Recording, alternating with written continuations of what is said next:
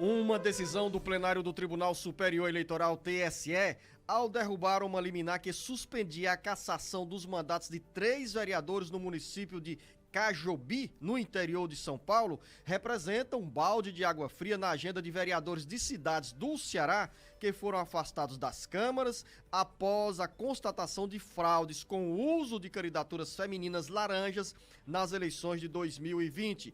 A liminar foi derrubada no mesmo dia de promulgação da PEC, proposta de emenda à Constituição Federal, que anistia os partidos políticos que burlaram a lei eleitoral e deixaram de cumprir as cotas destinadas a candidaturas femininas e de negros. Após as mudanças na Constituição Federal, os vereadores que perderam o mandato esperam recuperar as vagas nas câmaras municipais. Embora essa esperança seja alimentada, a decisão do TSE sobre os vereadores da cidade paulista de Cajobi deixa frustração para quem percorreu o mesmo caminho jurídico na luta para preservar o mandato. Sobre esse assunto, eu recebo com o jornalista Beto Almeida, neste momento, no Jornal Alerta Geral, o advogado especialista em direito eleitoral, Maia Pinto. Doutor Maia Pinto, seja bem-vindo ao Jornal Alerta Geral. Diante dessas circunstâncias, dessa situação, dessa decisão do TSE, da promulgação da PEC com a anistia aos partidos que burlaram a lei, a esperança para esses vereadores que perderam o mandato, que foram afastados das câmaras municipais, retomarem a atividade parlamentar nessa atual legislatura, com os mandatos conquistados em 2020. Bom dia, doutor Maia Pinto. Bom dia, Luzanor. Bom dia, Beto. É uma alegria muito grande participar aqui do seu programa, conversar com seus ouvintes, sempre assuntos do dia a dia da política, que no Brasil realmente é um assunto que precisa ser acompanhado com muito cuidado. Esse tema das candidaturas laranjas, Luzanor, tem disseminado uma epidemia de injustiça pelos mais de 5 mil municípios do Ceará. O que é que ocorre? Os vereadores são eleitos por um partido, aí eles não participam da formação do DRAP, que é o documento de regularidade de atos partidários. Depois da eleição eles vão captar votos, são eleitos, são diplomados, começam os mandatos. Após a eleição vai lá o candidato que foi derrotado, ou o Ministério Público, diz que uma candidata A, B ou C, na realidade foi laranja, o que ele considera laranja. Aquela mulher que apresentou seu nome ao partido, foi registrada e obteve 0, 1 ou 2 votos. E isso tem causado cassações em massa no Tribunal Superior Eleitoral por uma interpretação equivocada da legislação eleitoral que tem tido uma resistência no parlamento. Infelizmente, Luzano, essa emenda constitucional que foi promulgada antes de ontem, 117, ela perdeu ao ter resolvido esse problema de uma vez por todas, porque ela alcança apenas os partidos que não cumpriram as cotas de gastos de recursos do fundo partidário e do fundo eleitoral para as mulheres. Ele não tratou da questão da cota de vagas nas candidaturas, dos 30% de vagas. Embora seja uma sinalização, a Justiça Eleitoral pode usar isso por analogia, aplicando o mesmo entendimento para os recursos, ele estender para as mulheres não é ainda talvez o caminho adequado. Acho que o Tribunal Superior Eleitoral vai rever o entendimento, porque são cassações absurdas, injustas, pessoas que não compraram voto, que não praticaram abuso de poder, que não distorceram, adulteraram o processo eleitoral, perdem os mandatos em massa no Brasil por um entendimento equivocado da Justiça Eleitoral. Beto Almeida. Doutor Maia, aí fica aqui um questionamento, no dia praticamente em que houve a promulgação dessa PEC, dando essa anistia para os partidos que descumpriram a cota mínima de mulheres e negros, aí vem essa decisão do TSE no sentido que, de certo modo, reforça, dizendo que o seguinte, que sim, que quem descumpriu as cotas também pode ser barrado. O que eu quero saber é o seguinte, como é que vai ser esse entendimento? Se nós temos hoje, o que é que vai prevalecer? É a PEC ou vai prevalecer um entendimento, um filtro que o TSE, vamos dizer assim, que é a última instância, vai fazer de cada caso. Ô Beto, permita-me, doutor Maia Pinto, porque nessa primeira resposta do doutor Maia Pinto ficou a interpretação, Beto, que essa PEC não alcançaria, essa anistia não alcançaria os vereadores, os partidos nessa questão da cota de gênero. Eu entendi assim ou estou equivocado, doutor Maia Pinto? Nos esclareça, por gentileza, porque talvez essa dúvida seja de muitos ouvintes e ouvintes que nos acompanham no interior do Ceará e na região metropolitana de Fortaleza. Deixa eu só lhe dizer o que foi que eu já entendi. Olha como a coisa, o mesmo discurso me garantiu aqui 2 entendimentos. Tem esse do Luzenor, eu já entendi que o doutor Maia Júnior disse o seguinte. Maia Pinto.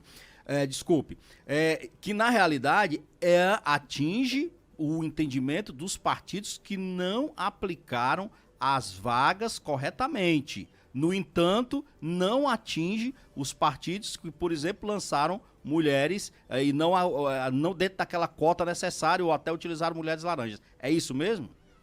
Vamos lá. Vamos esclarecer. Uma coisa é a cota de dinheiro, o percentual de gastos nas candidaturas de mulheres.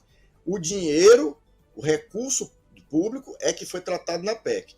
Outra discussão é o número de candidatas, que aí é onde entra o laranja. Esse debate não foi discutido, anistiado na PEC. E as cassações de vereadores, elas ocorrem em decorrência da não cumprimento do número de candidatas mulheres, não é do dinheiro. Então, em princípio, a rigor, ela não iria alcançar os vereadores que foram cassados por candidaturas laranjas de mulheres. Na realidade, doutor Maia Pinto, a interpretação do Ministério Público Eleitoral é que se caracterizou fraude nas eleições de 2020 e 2020, quando os partidos lançaram a fraude, não foi no número de mulheres, porque a cota foi cumprida. Pelo que eu entendi aqui e pelo que nós estamos acompanhando. A fraude foi na caracterização de candidaturas que sequer receberam o próprio voto de quem se colocava ali na disputa, né? Ou seja, uma mulher é candidata a vereadora e ela não votou em si mesma, né? Como também a ausência de campanha. Essas mulheres que entraram nesse perfil de candidaturas fictícias sequer fizeram campanha. Não distribuíram material, não fizeram propaganda pelas redes sociais, nenhum. Ou seja, a fraude foi caracterizada na omissão desses compromissos exigidos na legislação eleitoral. Você tem toda a razão, Luzano. Qual é o entendimento aqui? Vamos botar o ouvinte na conversa, né? A lei eleitoral exige que 30% do registro de candidatura, do bloco todo, seja de mulheres. Se não atingir os 30%, cai todo mundo. Aí, por que é importante essa regra? Porque a interpretação é o seguinte: você frauda uma ou duas mulheres, como você falou, sem candidatura, nem ela vota nela mesma, para poder atingir os 30% e colocar todo mundo. Quando a justiça detecta essa fraude, ela derruba toda a chapa. Então cai o partido todo. É por isso que você tem vereadores que não tem nada a ver com a história. Porque quem monta, distribui os cargos é o partido. O vereador ele apresenta o nome dele. Por exemplo, o Luzandor e o Beto colocam o nome dele lá, aí eles são cassados porque o presidente do partido, muitas vezes está brigado com ele já, fez essa fraude. E aí cai todo mundo. O problema é esse, a regra do tudo ou nada. É nesse aspecto que o senhor define como injusta a cassação desses vereadores? Exatamente. Existe uma aberração, porque o parlamentar que é cassado, ele não praticou a fraude. Veja só, não é o vereador eleito que praticou a fraude. Ele foi até, de certa forma, vítima da fraude. Agora, ele estava dentro daquele bolo todo, porque o registro de candidatura ele é feito pelo partido. Quem pede a candidatura é o partido político. Ele faz a convenção, em seguida o partido pega a ata da convenção e ele diz 30% de mulheres, eu atendi os requisitos. O partido faz isso sem a interferência do candidato. E aí, se houve uma fraude, o candidato, homem ou mulher, inclusive as mulheres podem ser cassadas. Olha a aberração. Se tiver uma fraude que derrube os 30%, vamos supor que você tem um partido que lançou 4 candidatas. Aí 2 são laranjas. Como as laranjas saíram, cai abaixo dos 30% derruba todo mundo. As próprias mulheres seriam caçadas também, as outras duas que não seriam consideradas laranja. Então é uma salada que não andou bem a Justiça Eleitoral. Doutor Maia Pinto, eu quero agradecer a sua presença aqui no Jornal Alerta Geral. Estamos falando de um assunto que mexe com várias câmaras municipais do interior do Ceará. Afinal, até esse momento já temos vereadores caçados em Croatá, Nova Russas, Potengi, Santana do Acaraú e Senador Pompeu. E ações que tramitam também com pedido de cassação de mandatos de vereadores eleitos em Alto Santo, Baturité, Cascavel, Crato, Iguatu, Maranguape, Pacoti, Quixadá, Quixeramobim e Sobral. E em todas essas cidades que eu citei aqui, doutor Maia Pinto, prazerosamente estamos chegando com as emissoras que retransmitem o Jornal Alerta Geral neste horário. Ao senhor, o nosso obrigado pelos esclarecimentos, pela colaboração conosco e com os ouvintes que querem, que gostam de ficar bem informados, bem informadas também nesse contexto político e especialmente no contexto eleitoral. Ao senhor, nosso bom dia e nosso muito obrigado. Bom dia, Beto, prazer, todo meu, Luzanô, um abraço a todos os seus ouvintes. Grande abraço, Obrigado. doutor Maia Pinto. O tempo foi curto para falar sobre esse assunto, Beto, mas antecipamos aqui para os nossos ouvintes essa contextualização do que está acontecendo em algumas câmaras municipais e que mexe também aí com o que a gente sempre fala.